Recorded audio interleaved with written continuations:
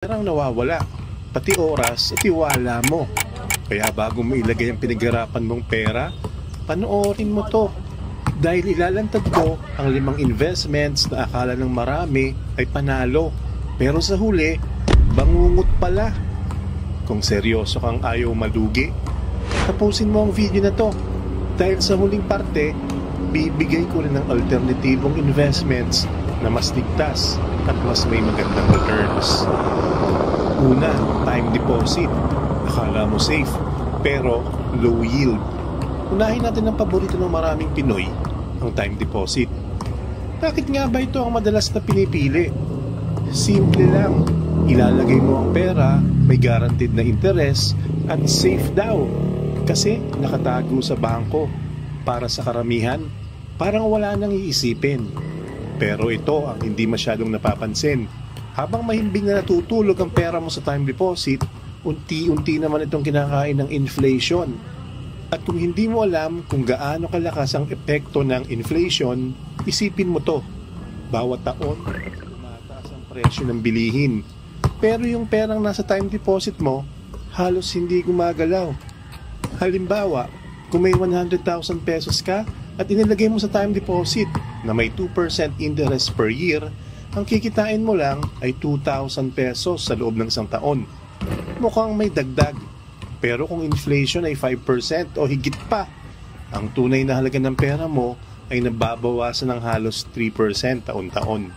Sa madaling salita, mas marami kang mabibili noon kaysa sa parehong halaga ngayon. At hindi pa doon nagtatapos. Yung maliit na interes na hinintay-hintay mo ng isang taon, babawasan pa ng 20% final withholding tax. Kaya yung 2,000 pesos na kinita mo, magiging 1,600 na lang. Ang ending, mas mababa pa kaysa sa inaasahan mo. Safe nga, oo, kasi hindi mawawala ang principal mo. Pero kung titingnan mo sa mas malalim na paraan, para ka lang nagkulong ng pera sa isang kahon na hindi gumagalaw habang unti-unti itong kinakalawang. Hindi lumalaki, hindi umaangat, at sa dulo, nalulugi ka pa rin. At sa totoong buhay, ang pera na hindi lumalago, unti-unti talagang namamatay ang value. Alawa, condo for passive income, rental trap. Next, ang isa sa pinaka-hype na investment ngayon, condo. Daming naniniwala, bili ka ng condo, paupahan mo, at tapos na ang problema mo. Steady passive income ka na habang buhay. Pero ito ang reality na bihirang ikwento ng mga nagbebenta o mga nagpupromote ng condo investment. Una, malaki ang monthly dues at maintenance fees.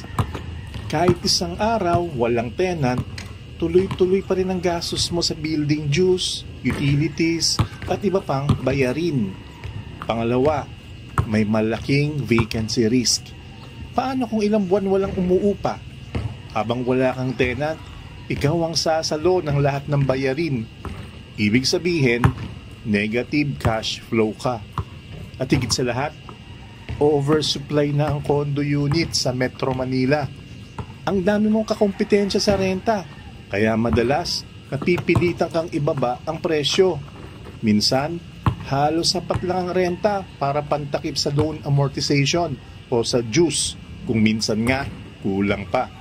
Sa unang tingin, mukhang asset dahil tangible siya at tumataas daw ang property value. Pero kapag binisuisi mo ng mabuti, nagiging liability pala. May kilala akong bumili ng condo para gawing rental property. Akala niya after 5 years, ROI na at steady income na ang papasok. Pero sa totoo lang, halos break-even lang siya dahil sa patong-patong na maintenance cost, renovation tuwing may bagong tenant, at yung mahahabang buwan na walang nakatira. Ang lesson, hindi porket real estate ang pangalan, automatic ng panalo. Kailangan mo ring pag-aralang mabuti ang location, demand, at tamang timing. Kung wala ang mga yan, malaking posibilidad na lugi ka rin. Pangatlo, pre-need plans, educational and memorial plans. Naaalala mo ba yung panahon na sobrang dami na nag-aalok ng educational at memorial plans?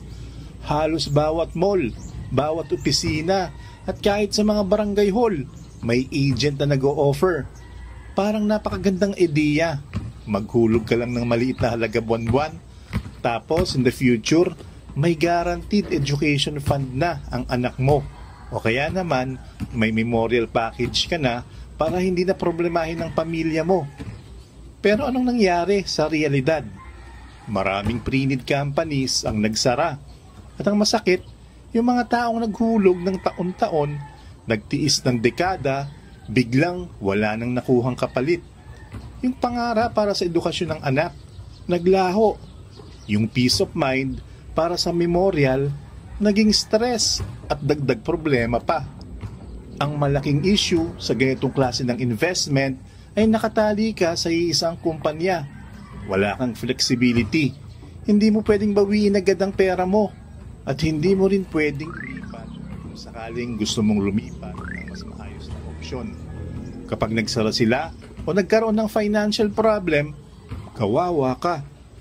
Halimbawa, noong early 2000, libo-libong pamilya ang naipit sa pagbagsak ng ilang pre-need educational plans. Maraming magulang ang buong akala ay secured na ang tuition ng anak nila hanggang college. Pero pagdating ng enrollment, wala silang nakuha. At sila pa rin ang nagkalkal ng pera para makapagpatuloy ang anak sa pag-aaral. At ang pinakamasakit dito, hindi mo na maibabalik yung oras at tiwala. Yung dekadang paghuhulog mo, para bang nawala lang sa isang iglap. Ang lesson, mas mainam pa rin mag-ipon o mag-invest ng diversified funds, mutual funds o kahit simple index fund. Bakit? Dahil mas transparent ang performance, mas flexible at hindi nakadepende sa isang kumpanya lang.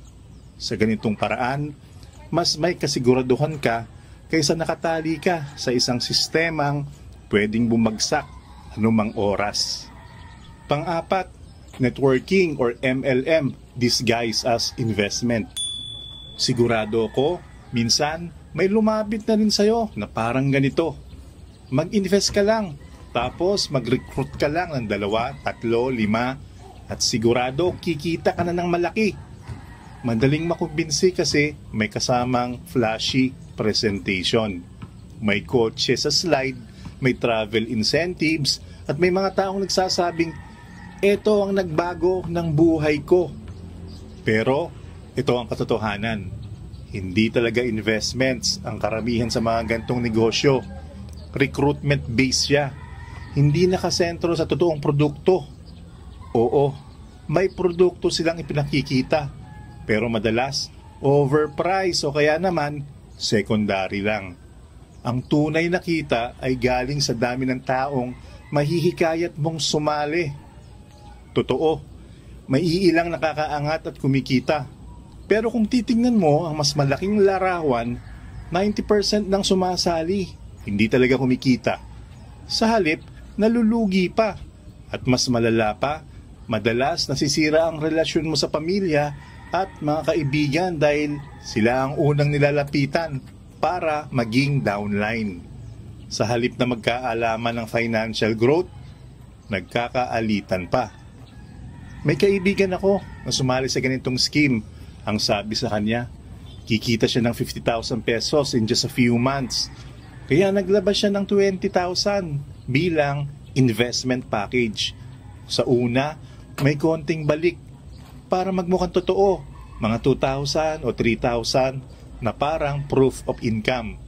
Pero after ilang buwan, bumagsak ang kumpanya. Biglang nawala ang mga recruiters. Sarado ang opisina at pati yung mga pinuhunan niya, wala na.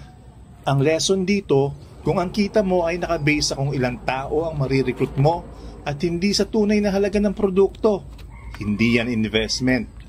Pyramid scheme yan at sa pyramid, laging yung nasa taas lang ang panalo habang karamihan sa ilalim, lugi. Panglima, high yield investment schemes, HYIP, crypto hype, double your money. Ito na siguro ang pinakamapanganib sa lahat. Yung mga tinatawag na high yield investments. Alam mo na yung mga linya, invest ka dito. 20% monthly guaranteed. O kaya naman, double your money in just 90 days.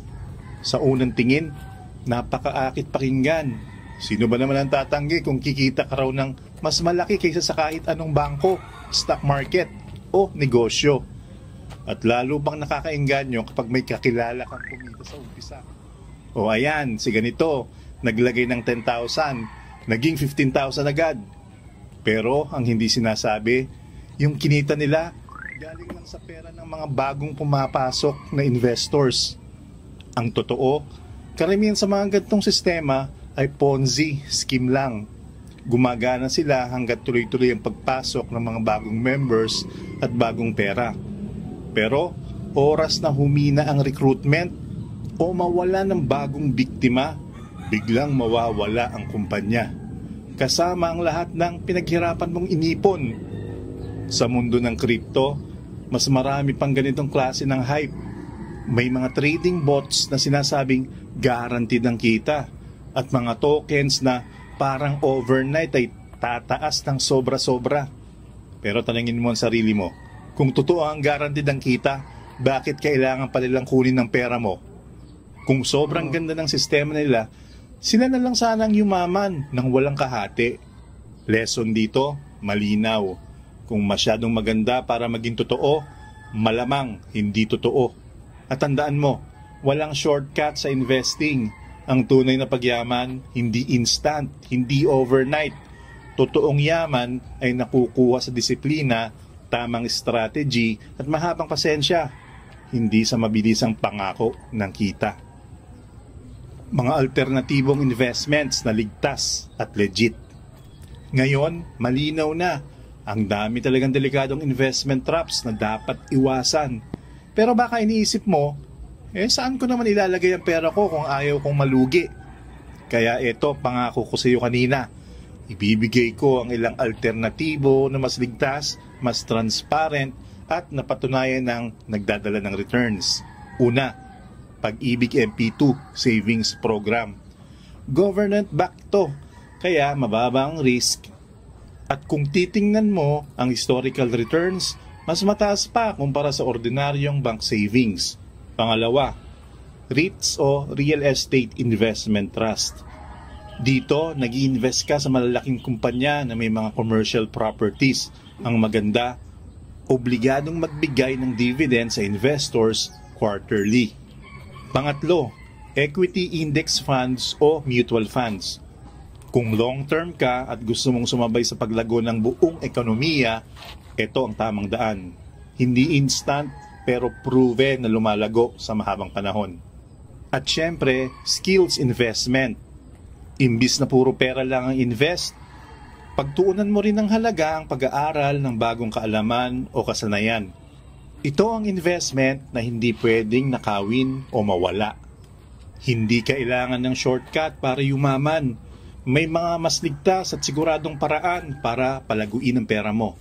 Basta marunong kang pumili, may disiplina at marunong maghintay. Ang tunay na sikreto sa investing ay hindi yung mabilis na kita, kundi yung consistent, safe at long-term growth.